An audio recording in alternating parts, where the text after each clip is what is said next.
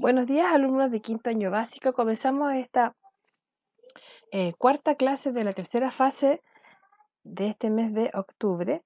Les doy la bienvenida a esta clase y vamos a comenzar a trabajar sobre el tema de la colonia en Chile. Y ya vimos la clase pasada, ¿cierto?, que hablaba de la sociedad, cómo estaba instaurada, cuáles eran las clases sociales. Ahora vamos a ver cuál era la función, ¿no es cierto?, de algunas personas en la sociedad y cómo se establecía, ¿no es cierto?, la relación entre ellas. Entonces les doy la bienvenida a esta clase y vamos para eh, van a abrir sus textos, ¿no es cierto?, en las, en las páginas de la unidad de la sociedad. El título de esta clase sería La sociedad, el rol de la mujer, el arte en el periodo de la colonia en el siglo XVI. Aquí tenemos algunas imágenes, ¿no es cierto?, en las que aparecen varias personas que estaban compuestas por esta sociedad. Aquí tenemos una imagen de las familias criollas, cómo acostumbraban ellos a reunirse en las casas para realizar tertulias, que en este caso son las fiestas. Reuniones en las que los hombres conversaban sobre algunos temas como los impuestos o la política de la corona, mientras las mujeres bailaban y tocaban instrumentos musicales. La vida cotidiana durante el periodo colonial estuvo influenciado por la Iglesia Católica. Siempre recuerda que la Iglesia Católica tenía una gran influencia en la sociedad. La religiosidad de las personas, las actividades y las diferencias sociales existentes entre los distintos grupos y géneros. La vida de las personas ligadas a los sectores dirigentes, vinculadas a la administración, comercio y religión, era mucho más apacible que las personas que pertenecían a los sectores populares vinculadas a diferentes labores como la agricultura, la ganadería y el comercio. Esas eran las tres actividades básicas de ese momento en la población de la clase de la colonia en el siglo XVI y XVII. ¿Ya? Aquí tenemos una imagen que corresponde que durante la colonia existieron numerosas fiestas religiosas y civiles. Entre las fiestas religiosas estaban las procesiones en honor a un santo. Estas fiestas religiosas, recuerden chicos, que son influenciadas por la Iglesia Católica desde España. Esa es una pregunta que venía de la clase anterior. Estaban más las procesiones, ¿no es cierto?, de Semana Santa y Navidad. Entre las civiles estaba la recepción de las noticias desde España, como el nacimiento de, por ejemplo, si nacía un nuevo heredero al trono y la llegada de una autoridad de la corona hacia América, por ejemplo, un virrey o una persona de la Real Audiencia que venía desde España acá, eran las fiestas las grandes fiestas que se celebraban en la ciudad. Otros juegos que aparecen aquí, los integrantes recreativos fueron la pelota y la chueca, ¿no es cierto?, la cual incorporó elementos nativos y españoles. También las corridas de toros, las carreras de caballo, los perros, las carreras de perros de galgo, que hasta el día de hoy, ¿no es cierto?, se pueden ver, las carreras de gallos y el rodeo, actividades que todavía se celebran, ¿no es cierto?, en periodos de fiestas patrias, podemos ver, o generalmente son costumbres que están adquiridas en el campo, ¿cierto? Otra de las fiestas de los sectores populares, cada media tarde asistían las ramadas y las chinganas, ahí tenemos fotos, y consistían en toldos armados con tablas y ramas, donde se realizaban bailes como la zamacueca y el fandango. Se cantaban temas populares y se bebía abundante chicha. Aquí tenemos, ¿no es cierto?, las tres imágenes en las cuales se puede apreciar cómo era la actividad y las fiestas de aquella época. ¿Qué actividades tenían los niños, mujeres y niños? En la colonia, las actividades de las mujeres y los espacios en que se desempeñaban se diferenciaban según su grupo social, al cual éstas pertenecían. En términos generales, las mujeres tenían dominio del ámbito privado y participaban del espacio público, pero nunca ejerciendo los derechos ni poder iguales a los hombres. Los niños y niñas, por su parte, al depender económicamente de sus padres, desempeñaban las funciones que estos les designaban, las cuales estaban determinadas por el lugar que ocupaban en la sociedad. Por ejemplo, los niños de la aristocracia tenían ciertos tipos de juegos que no eran los mismos juegos que tenían, ¿no es cierto?, los niños que vivían en el campo. Eran diferentes tipos de juegos. Los indígenas asumían su maternidad solas, eran sostenedoras de su familia y muchas veces ellas se enfrentaban sola al trabajo de la encomienda. En ocasiones formaban familias con españoles o criollos que adquirían sus formas de vida, aunque muchas de ellas constituían familias con hombres indígenas que preservaban sus antiguas religiones. Las mujeres de la aristocracia eran buenas esposas, cuidaban a sus hijos, se casaban muy jóvenes, ¿ya?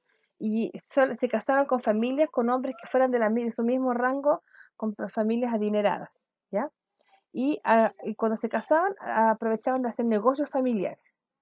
Las esclavas estaban obligadas a realizar labores domésticas, labores de trabajos de servidumbre, ¿ya? O trabajar en faenas de producción. Su condición era traspasar a sus hijos, es decir, una esclava nacía esclava y su hija también iba a ser esclava, ¿ya? Lo cual ellas sufrían muchos abusos ya de parte de sus patrones, en condiciones que no les pagaban, ¿cierto? Y además tenían que soportar largas cargas horarias. Las mestizas, en cambio, pueden ser que era la mezcla del nacimiento de un español con una indígena, eran jefas de hogar cuando habían padres ausentes. Su día transcurría en el cuidado del hogar y cuidaban a sus hijos. Entre las labores más comunes entre ellas eran empleadas de los patrones que eran de la aristocracia, es decir, de las familias aristócratas adineradas, y algunas de ellas eran vendedoras ambulantes o atendían, ¿no es cierto?, en la chingana o en estas ramadas que se celebraban eh, en las ciudades. Ya, aquí tenemos algunos casos de cuando la mujer, ¿no es cierto?, enviudaba, era la mujer cuando perdía a su marido, era una situación súper compleja, porque no tenía un hombre al lado y eso era mal visto para la sociedad, ¿ya?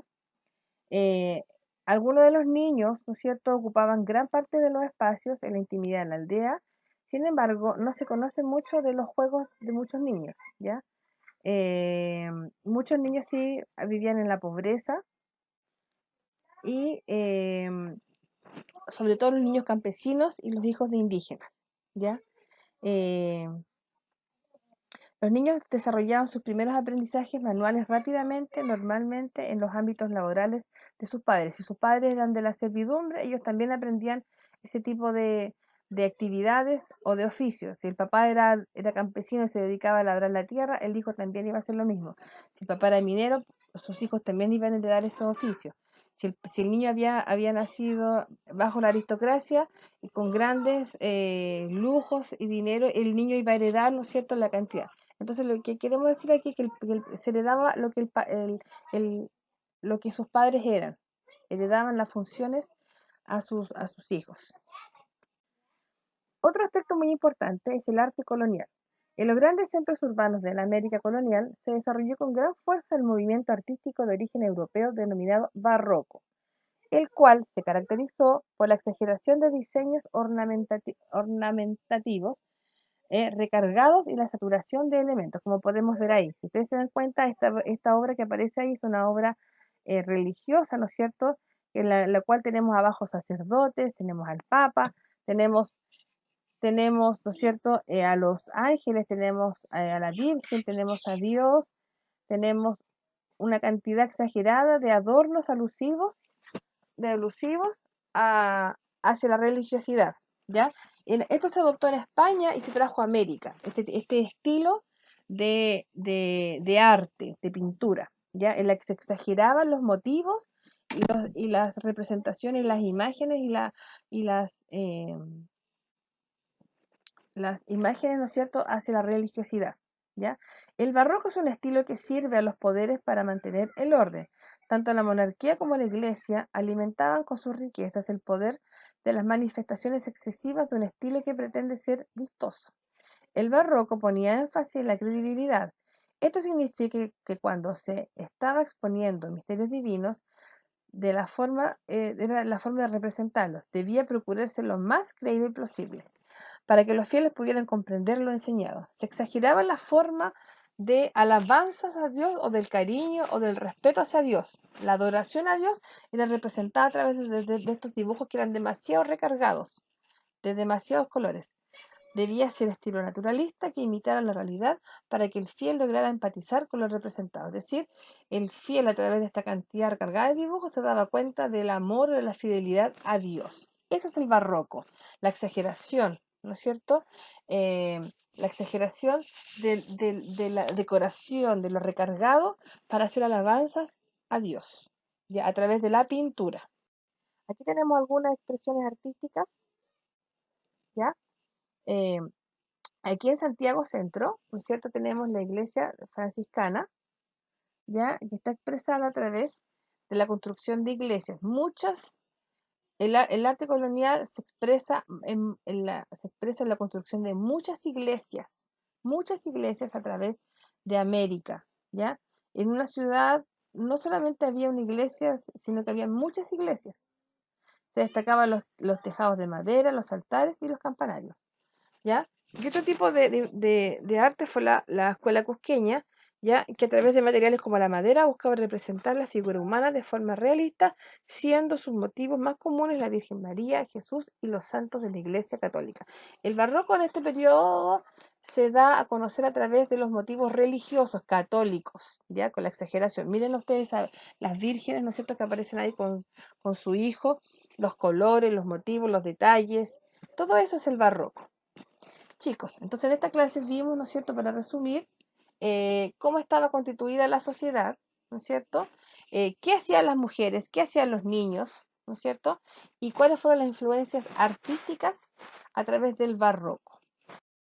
El ticket de salida, según lo aprendido en clases, puedes consultar en las páginas 134, 135, 136 y 137. Van a construir un esquema. ¿Qué es lo que es un esquema? Un esquema de cuadros, ¿no es cierto? Que ilustre lo mismo que aparece en el cuadro de la diapositiva anterior y en sus textos. Ustedes van a colocar mujeres mestizas, ¿a qué se dedican? Mujeres de la aristocracia, ¿a qué se dedican? Mujeres esclavas, ¿a qué se dedican? Y las mujeres mestizas también, ¿a qué se dedican? ¿Ya? Ponen un cuadro y abajo una flechita y cuál era su función.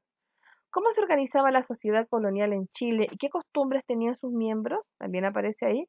¿Cómo se organizaban y cuáles eran sus costumbres? ¿Ya? ¿Cuáles eran las costumbres? Tenemos las fiestas, las chinganas, tenemos los juegos, ¿no es cierto? Y tenemos las fiestas que se hacían, las fiestas religiosas. eh, Ahí ustedes van viendo lo que está todas las preguntas están en las diapositivas. ¿Y cuáles son las principales características del barroco? También lo acabo de decir en la diapositiva anterior. No se olviden entonces, pues, de enviar sus respuestas al correo mfaundes@cmchmaristas.cl. Que tengan buena clase, espero que les haya quedado claro. Cualquier duda, consulten a mi correo. Nos vemos la próxima.